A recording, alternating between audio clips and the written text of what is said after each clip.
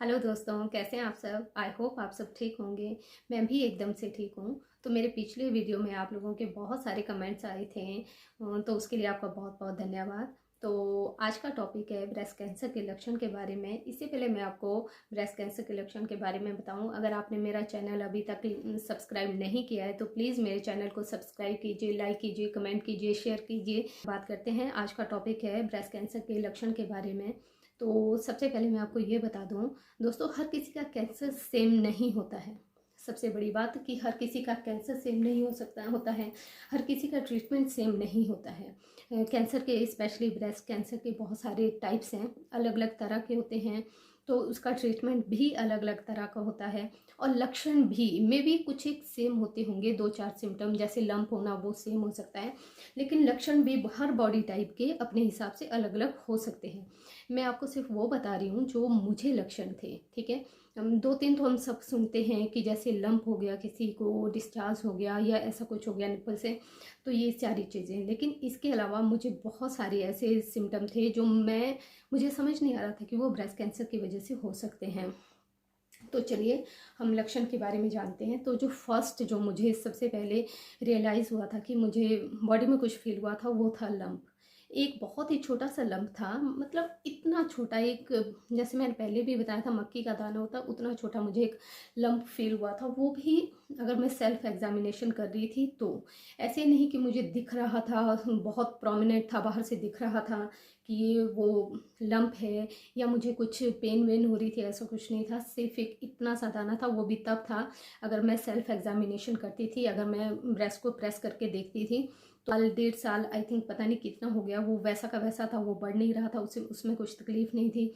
बहुत टाइम के बाद जो मुझे फिर से सिम्टम जो मैंने फील किया, तो वो सेकंड था निप्पल से डिस्चार्ज होना। डिस्चार्ज इन दी सेंस मुझे ब्लड नहीं आ रहा था, या डिस्चार्ज ऐसा नहीं हो रहा था कि शर्ट गीली हो रही हो या ऐसा कुछ नहीं। मुझे सिर्फ ये होता था जब मैं निप्पल टच करती थी तो ऐसे लगता था जैसे मॉइस्चर सा है। जैसे हम अभी, जैसे आजकल सब कुछ ठीक है, अगर मैं निप्पल चेक चेक भी करती हूँ या टच करती हूँ तो वो एकदम सूखा होता है आगे से। तो जब मैं वो उस टाइम पे फील करती थी तो वो एकदम से ऐसा लगता था कि मॉइस्चर है इसमें, गिल्ला, मतलब ऐसे नहीं कह सकते आप कि टपक रहा हो, कुछ वैसा नहीं था, सिर्फ मॉइस्चर होता है। और उसके बाद थर्ड जो मुझे सिम्टम हो रहे थे वो था सांस का चढ़ना। हार्ट बीट जो होती है आपकी, नॉर्मली बोलते हैं एक 60 सेकंड में 60 बार आपका दिल धड़कता है, 1 मिनट में 60 बार, 60 या 70 बार ये नॉर्मल होता है। तो मेरी जो हार्ट बीट थी, मुझे समझ नहीं आ रहा था, वो इतनी फास्ट चलती थी, मतलब ये नहीं समझ आ रहा था 1 सेकंड में 2 या 3 बार, पता नहीं कितनी बार, ऐसे जैसे दिल धड़कता है तो धक धक धक करके धड़कता है, तो मुझे ऐसा होता था धक धक धक धक धक धक, ऐसे करके इतनी स्पीड से चलता था। तो मुझे समझ नहीं आता था कि इतना फास्ट क्यों है। एक्चुअली मैं एक बार बीच में डॉक्टर से ऐसे कुछ चेकअप करवाने गई थी, तो उसमें डॉक्टर ने भी ये, जैसे वो चेक कर रहे थे तो उन्होंने मुझसे ये कहा था कि आपका ये दिल की धड़कन इतनी तेज़ क्यों है। तो मुझे लगा हॉस्पिटल आई हूँ, मुझे हॉस्पिटल जाने से वैसे भी थोड़ा डर लगता था, तो मुझे लगा इस वजह से है। तो मैंने डॉक्टर से कहा कि डॉक्टर, मुझे ना हॉस्पिटल आने के लिए डर लगता है, तो मैं भी इस वजह से है। फिर भी डॉक्टर ने कहा कि नहीं, अगर इस वजह से भी है तो ये बहुत ज़्यादा ही, इतना नहीं होना चाहिए, आप ना एक बार चेकअप करवा लेना। तो उसके बाद मुझे लगा कि चलो दिखा लेते हैं। मैं सोचा कहीं हार्ट से रिलेटेड कुछ ना हो।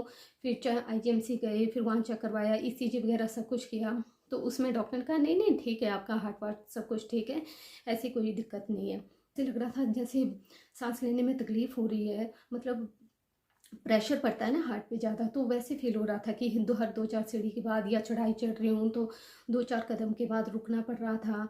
तो मुझे इन सब चीज़ों से कुछ डाउट होता है कि कुछ तो ठीक नहीं है, कुछ तो ऐसा नहीं है, नॉर्मल नहीं है कुछ तो, ये मुझे काफ़ी टाइम से लग रहा था। पर ये समझ नहीं आ रहा थी हार्ट की, ये ब्रेस्ट की वजह से है।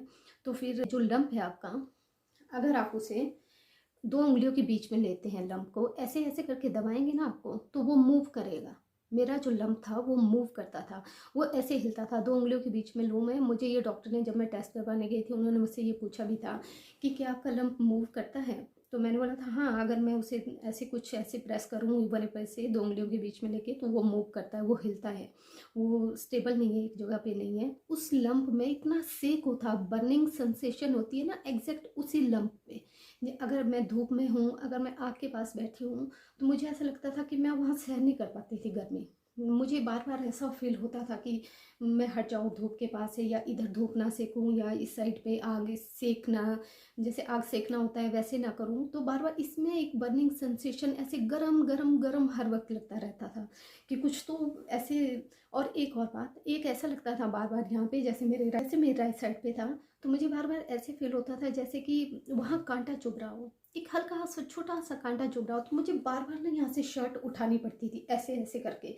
मतलब बार बार ऐसे कुछ अनईजी सा फील होता था कि ऐसा कुछ चुभ रहा है, फिर चुभ रहा है, फिर मैं बार बार से शर्ट हटाऊँ अपनी। तो फिर इन सब चीज़ों से ये मुझे फील हो रहा था कि कुछ ठीक नहीं है, नहीं है, कुछ तो दिक्कत है। आर्मपिट है, आर्मपिट मतलब अंडर आर्म, आपके बाजू के नीचे का जो ये एरिया है, अगर यहाँ पे मुझे खारिश होती थी, हल्की हल्की खारिश होती थी। और ये सारे लक्षण तब है साल 1.5 साल के बाद। लम्प तो मुझे बहुत पहले वो फील हो गया था, हालांकि मैंने बताया था, मैंने वो चेक भी करवाया था, डॉक्टर ने कहा था वो मेमोग्राफी में नहीं आया था। डॉक्टर ने कहा था नहीं नहीं, कोई ऐसा लम्प नहीं है, आपको ऐसे ही लग रहा है, तो वो वैसा कुछ हुआ नहीं था। तो फिर मुझे लगा कि नहीं है, फिर मैं भी रिलैक्स हो गई। ये साल 1.5 साल के बाद ये लक्षण आए थे मुझे, तो फिर मैं हॉस्पिटल गई थी टेस्ट करवाने। तो जो ये आर्मपिट में है, अंडर आर्म के नीचे, यहाँ पे मुझे हल्की हल्की खारिश होने लगी थी।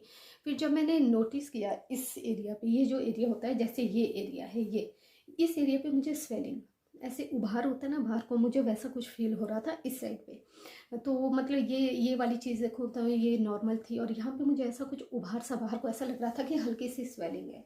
फिर मैंने जब प्रेस करके देखा अंडर आर्म, ऐसे करके जब मैंने प्रेस किया, तो मुझे वहाँ पे कुछ गांठ सी फील हुई। और जब उसको दबाऊँ मैं, तो उसमें दर्द हो रही थी, मतलब जितना ज़ोर से दबाओ उतनी तीखी दर्द हो रही थी। एक बार मुझे ये हुआ था कि, ये होता है ना नक्सीर बोलते हैं जिसे, नाक से ब्लड आना, वो मुझे ऐसे मुझे कभी हुआ नहीं था। मुझे नक्सीर किसी को होता ना, आती रहती है, नक्सीर होती है, गर्मी की वजह से होती है, कुछ ऐसा होता है।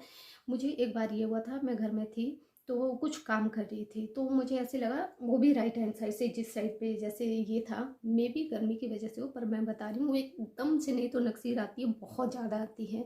वो वैसी नहीं थी कि खून आता जा रहा है, खून आता जा रहा है, बस हल्का बहुत गाढ़ा सा ऐसे लग रहा था कि नाक से ब्लड आया था। वो सिर्फ एक बार हुआ था, वो भी इससे ठीक ट्रीटमेंट से पहले हुआ था कि नाक से ब्लड आया था, और इसी साइड से आया था, राइट हैंड साइड से। तो एक वो था, और एक जो सबसे ज़्यादा मुझे दिक्कत हो रही थी, वो था, क्या कहते हैं उसे, हॉट फ्लैशेस बोलते हैं उसे, क्या बोलते हैं, मुझे एग्जैक्ट नहीं पता। जैसे मोनोपॉज के टाइम पे लेडीज़ को होता है कि उन्हें बहुत ज़्यादा गर्मी लगना, घबराहट होना, स्पेशली रात को। मेरा सोना सोना मुश्किल हो रहा था, जैसे ही मैं सोऊं वैसे ही मुझे एकदम से इतनी गर्मी हो, घबराहट हो, ऐसा डर सा लगता था, ऐसे लगता था एकदम ठंडे पानी से नहा जाऊं मैं। बार बार ये होता था, रात में 2-3 बार ये हो रहा था। मुझे सोना मुश्किल हो रहा था, मुझे समझ नहीं आ रहा था। मैं इस पर मैं जल्दी से कमरे से, रूम से बाहर निकल आती थी, एकदम खुली हवा में मेरा दिल करता था कि मैं बाहर निकलूँ। हस्बैंड पूछते थे कि ये हो क्या रहा है तुम्हें, तो मैं कहा मुझे नहीं पता, मुझे ऐसा फील हो रहा, बहुत घबराहट, एकदम से शरीर एकदम से गर्म हो जाएगा, एकदम से पसीना पसीना हो जाती थी मैं। तो ये जो सिम्टम है, मुझे ये सारे सिम्टम थे, ये मुझे सारे सिम्टम थे। और हाँ, एक चीज़ और, मुझे जैसे मुझे मेरे लिम्फ नोड थे यहाँ पे, और वहाँ पे स्पेलिंग थी, मुझे इस बाजू में दर्द होती थी, हल्की हल्की दर्द, कभी कभार वो फील होती थी, ये आगे उंगलियों तक जाती थी वो दर्द, कि वो ऐसा लगता था कि कभी कभी सी अजीब सी दर्द होती थी। इस बाजू में कुछ फील नहीं होता था, तो इसमें मुझे ऐसा लगता था कि कुछ है, दर्द हो रही है आगे उंगलियों तक जा रही है, क्योंकि मेरे इस साइड पे ब्रेस्ट में, राइट हैंड में साइड ब्रेस्ट में वो कैंसर था। और जो राइट हैंड साइड का जो मेरा जो पाँव है नीचे, अगर मैं कभी टांगे फैला के बैठी हूँ, मान लो है ना, ऐसे बैठी हूँ, तो मेरा जो अंगूठा है ना, काफ़ी देर तक अगर मैं वैसे ही बैठी हूँ ना, फिर थोड़ी देर के बाद अगर मैं पाँव हिलाऊँ ना, अपने टांग हिलाऊँ, तो मेरा जो अंगूठा था उसमें इतनी, वो ऐसा लगता था जैसे फ्रीज हो गया हो, वो हिल नहीं पाता था, और अगर हिले तो इतनी तीखी दर्द होती थी। वो भी आगे एकदम टिप में, जो अंगूठे का ये टिप होता है ना ऊपर, ये नाखून, और ये यहाँ पे इतनी तीखी दर्द होती थी, अगर मैं हिलाऊं ना, धीरे धीरे हिलाना पड़ता था, वो सिर्फ अंगूठे में, उंगलियों में कहीं नहीं, पाँव टांगों में कहीं नहीं दर्द, आगे अंगूठे में जाके दर्द होती थी।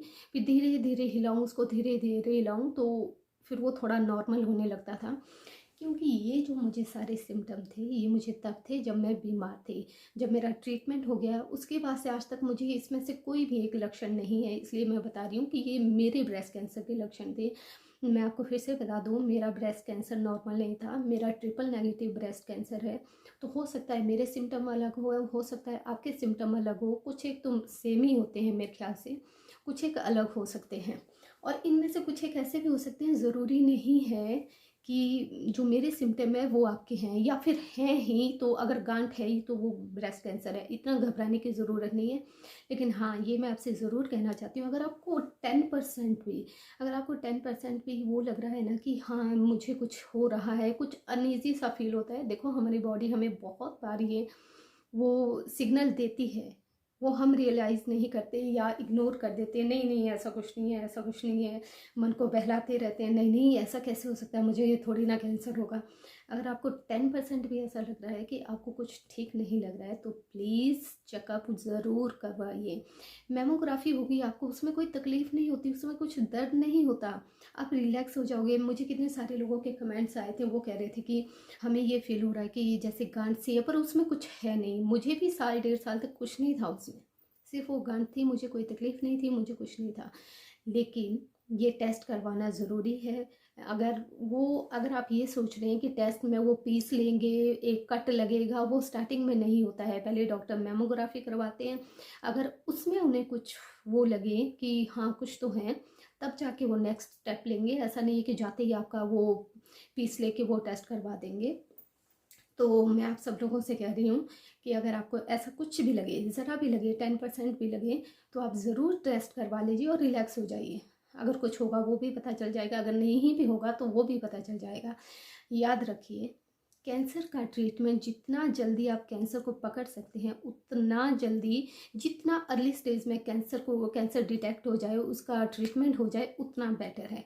जितना आप लेट करेंगे तो उतना ठीक होने में दिक्कत होती है और उतना ही सफ़र करना पड़ता है हमें। तो ये था आपका आज का वीडियो। तो अगर आपको ये वीडियो पसंद आया हो तो प्लीज़ इसे लाइक कीजिए। Thank you so much.